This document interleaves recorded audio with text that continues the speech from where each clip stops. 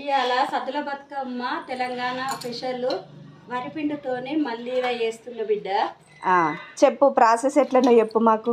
ఇక ఫస్ట్ వరిపిండి రొట్టెలు చేయాలి, చక్కెర వేయాలి, ఆ తర్వాత కాజు వేయాలి,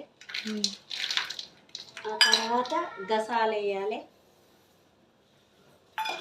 తర్వాత చిరంజీవి వేయాలి, తర్వాత నెయ్యి వేయాలి బిడ్డ.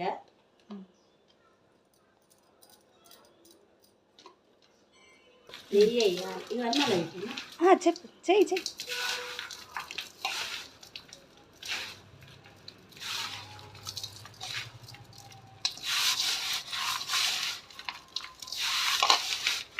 ఇట్లా అన్నీ పోసి ఇట్లా చేస్తుంటే అది ముద్దల్లా వస్తుంది.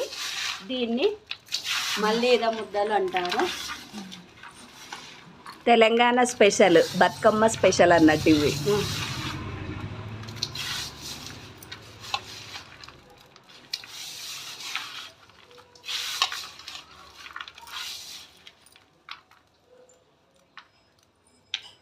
చెప్పు. వీటిని మంచిగా విసికి ఇక ముద్దల్లాగా చేయాలి. చేసి ఇవి బతుకమ్మకు నైవేద్యం చూపించాలి.